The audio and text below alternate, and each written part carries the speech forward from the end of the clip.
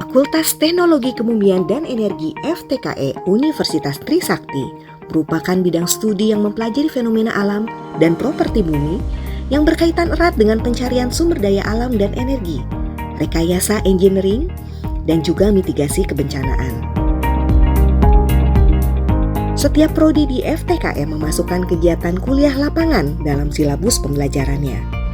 Mata kuliah ini bertujuan agar mahasiswa memiliki pengalaman kolaboratif dengan belajar langsung dari pakar atau praktisi di lapangan. Mahasiswa berkesempatan memvalidasi pengetahuan yang telah diperoleh di kampus, mengambil data langsung di lapangan, melakukan observasi, pencatatan, analisis, dan aplikasi problem solving pada topik yang sifatnya tematik. 3 prodi di FTKE, Teknik Perminyakan, Teknik Geologi, dan Teknik Pertambangan memiliki silabus kuliah lapangannya masing-masing. Dalam video kali ini, kami akan memaparkan kreativitas dari kuliah lapangan atau KL1 yang diberikan pada mahasiswa Teknik Geologi Trisakti.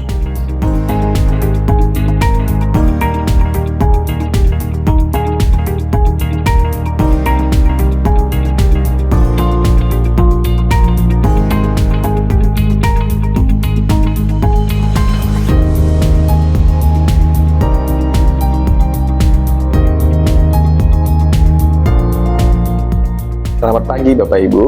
Pada kesempatan kali ini, saya akan memaparkan profil dari mata kuliah lapangan, di mana mata kuliah lapangan ini terdiri dari bobot 3 SKS dan diwajibkan bagi mahasiswa pada semester 4. Mata kuliah lapangan dilaksanakan pada bulan Juli, kurang lebih 30 hari di lapangan.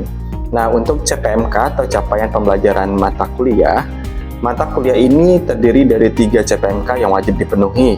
Yang pertama, mahasiswa mampu melakukan pengamatan dan memahami kondisi geologi, diantaranya jenis batuan, geomorfologi, dan struktur geologi di lapangan.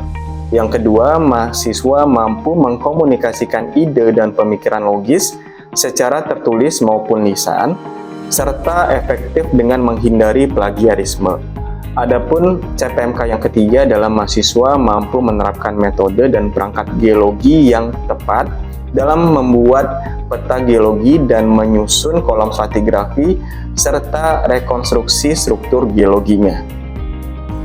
Nah, untuk kemampuan akhir yang diharapkan, mata kuliah ini terdiri dari 9 KAD, di mana yang pertama adalah tata cara pencatatan dan sketsa geologi, yang kedua orientasi dan penggunaan alat, yang ketiga pengamatan geomorfologi, yang keempat pengamatan singkapan batuan, yang kelima pengamatan relief dan survei, yang keenam geologi struktur, yang ketujuh pembuatan kolom stratigrafi, yang kedelapan adalah kegiatan ekskursi regional, di mana kegiatan ekskursi regional ini mengundang profesional geologis yang akan memberikan pemahaman komprehensif geologi regional secara langsung di lapangan.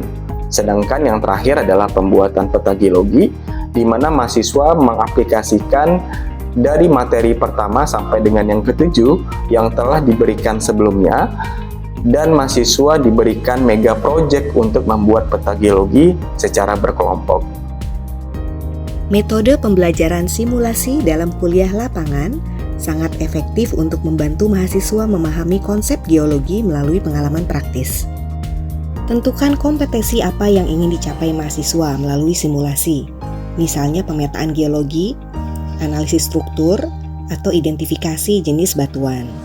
Pilih lokasi yang relevan dan aman untuk simulasi, seperti area dengan singkapan batuan atau fitur geologi yang sesuai dengan tujuan pembelajaran. Buat skenario yang menggambarkan masalah atau situasi nyata di lapangan, seperti eksplorasi sumber daya atau mitigasi resiko geologi. Pastikan semua peralatan yang diperlukan tersedia, kompas geologi, palu geologi, GPS, peta, lembar kerja, dan lain-lain. Dan yang terakhir, bagilah mahasiswa ke dalam kelompok untuk mendukung kerja kolaboratif. Mahasiswa melaksanakan tugas sesuai dengan skenario yang diberikan, seperti memetakan singkapan, menganalisis struktur geologi, atau mengukur parameter fisik. Dorong mahasiswa untuk melakukan observasi mendalam, mencatat secara detail, dan membuat interpretasi awal. Berikan panduan langsung di lapangan, termasuk memberi umpan balik selama simulasi berlangsung. Kumpulkan kelompok untuk mempresentasikan hasil observasi dan data yang telah dikumpulkan.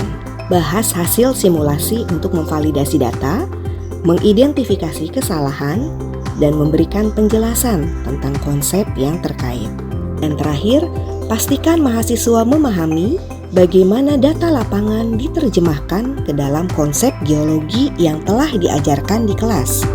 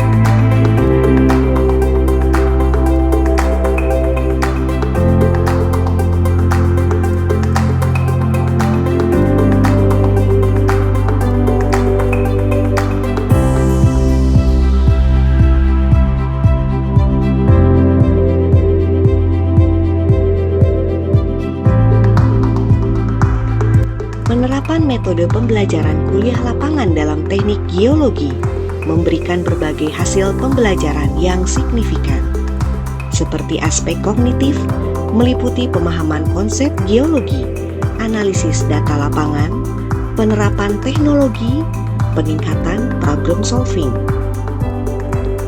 Aspek psikomotorik meliputi keterampilan observasi, penguasaan alat geologi, pengukuran lapangan, pembuatan peta geologi.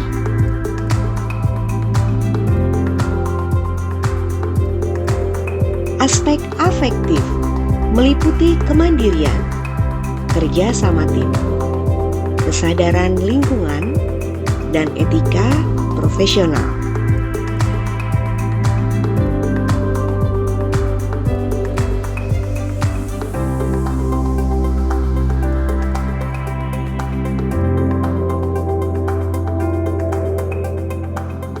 Integrasi teori praktek, kontekstualisasi teori, pemahaman holistik. Pengembangan soft skills meliputi komunikasi, manajemen waktu, kritis, dan kreatif.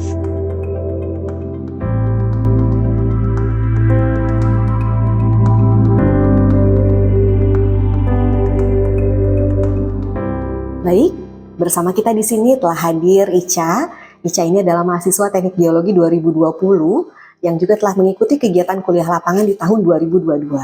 Nah, sekarang boleh dong saya wawancara Ica ya, tentang pengalaman Ica kemarin ya.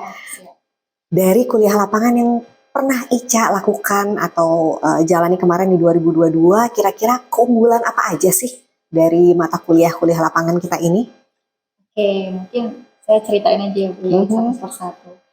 Jadi kalau menurut saya pribadi, keunggulan dari kuliah lapangan di prodi kita ini tuh, yang pertama, kita praktek langsung Bu, apa yang sudah kita pelajari di kelas, itu kita bisa mengintegrasikannya dengan praktik di lapangan. Jadi kita nggak hanya belajar di kelas saja, tapi kita juga tahu bagaimana pengaplikasiannya di lapangan itu.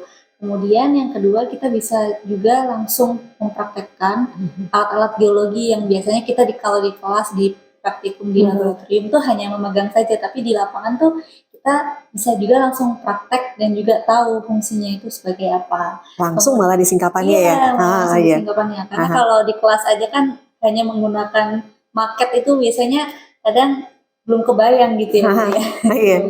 Kemudian juga di situ kita terlatih untuk berkomunikasi dengan baik karena kebanyakan kegiatan yang kita lakukan itu secara berkelompok gitu kan ya Bu ya. Jadi kita dilatih untuk bekerja sama, kemudian kita juga dilatih untuk manajemen waktu bersama teman-teman, dan juga di situ jiwa profesionalitas kita mulai tumbuh Bu, karena kita harus disiplin bangun pagi-pagi ke lapangan gitu. Kemudian kita juga harus tanggung jawab terhadap barang-barang yang kita bawa, dan juga kita harus menjaga kebersihan di lingkungan kita yang kita datangi itu gitu. Kemudian juga kita bisa meningkatkan antusiasme diri kita sendiri, bagaimana kita semangat untuk belajar di lapangan. Karena kan kalau misalnya kita sudah capek sore-sore gitu, oh besok masih ada ke lapangan lagi, kita harus semangat kayak gitu. Iya. Itu sih Bu kalau menurut saya. Iya. Jadi semakin ke lapangan itu semakin bertambah pengalaman. Ternyata Iya, fenomena geologi di satu tempat, walaupun sama-sama batunya sama, tapi Iya. fenomenanya karena berbagai variabel tadi akan Iya. berbeda ya satu Iya. tempat dengan yang lain. Iya Bu, itu betul juga. Karena kalau misalnya kita hanya belajar di Jakarta aja misalnya, itu kan sangat berbeda kondisi geologinya dengan yang ada di Jogja misalnya itu. Jadi kita bisa belajar variasi-variasi geologinya gitu Bu. Karena pasti kondisinya sangat berbeda gitu. Ya, oke. Nah, kalau ada kelebihan pasti ada kekurangan dong. Betul. Karena kekurangan itu yang membuat jeda atau membuat ruang untuk peningkatan perbaikan di masa yang akan datang. Betul nggak, Ca? Betul Ibu. Betul ya? Setuju. Kalau tadi kelebihannya seperti yang sudah dipaparkan Ica, nah sekarang kalau dari kekurangannya apa nih? Kekurangannya ya Bu, mungkin kalau menurut saya pertama itu keterbatasan waktu sih Bu, karena kan kadang kalau ke lapangan kita dalam satu hari itu harus memadatkan menjadi beberapa materi, jadi satu materi itu durasinya kurang kalau menurut saya. Kayak misalnya kita pengenalan deskripsi singkapan gitu kan, kadang kalau pertama kali ke lapangan itu kita masih harus observasi yang secara teliti, terus belajar bagaimana cara deskripsinya, jadi itu kadang kalau waktunya dibatasi itu sangat kurang lah menurut kami gitu. Kemudian ada juga faktor biaya Bu, faktor biaya kan Kalau bengkak biaya tambah banyak. iya, kadang kan kita kalau misalnya ke lapangan itu harus menempuh jarak yang cukup jauh ya Bu ya, dan itu pasti transportasinya juga membengkak, kemudian kita juga harus menginap, di mana kita harus mengeluarkan biaya untuk akomodasi penginapan dan juga makan, itu kan kita juga harus yang tetap bergizi kan Bu, walaupun di lapangan gitu. Jadi kita harus ada spare untuk uang yang cukup gitu untuk pergi ke lapangan. Kemudian juga kadang-kadang di lapangan itu ada kondisi yang tidak terduga seperti ada hujan atau malah ada terik yang sangat panas gitu Bu. Jadi membuat kondisi tubuh kita itu kurang fit gitu kadang-kadang. Kemudian juga ada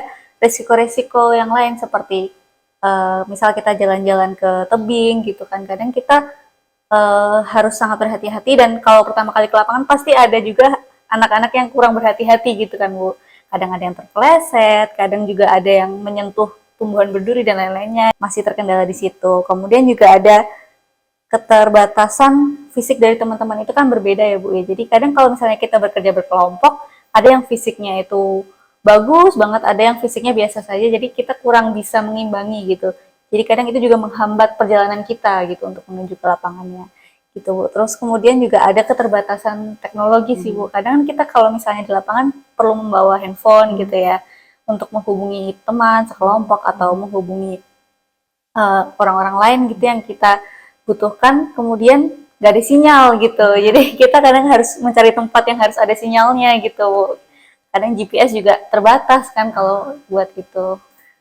Jadi yang kekurangan-kekurangan tadi lebih bersifat parameter eksternal dari Iya, luar. iya betul. Yang itu tuh serba unpredictable kalau Iya. di lapangan gitu Iya ya. betul. Jadi penjaganya itu gimana caranya memplan kegiatan lapangan ini dengan bentuk dengan planning, safety, dan mungkin Iya. perencanaan yang bisa seoptimal mungkin. Iya, dan Biar bisa mereduce unpredictable parameter tadi gitu ya. iya, kita juga harus banyak-banyak latihan Bu, banyak-banyak lapangan kan supaya bisa terlatih Hmm. manajemen di lapangan juga gitu. Oke, terima kasih Ica ya. Iya Ibu, Iya. sama-sama. Demikian kelebihan dan kekurangan dari kuliah lapangan. Saya, Mira dan Ica, kami undur diri. Terima kasih. Terima kasih.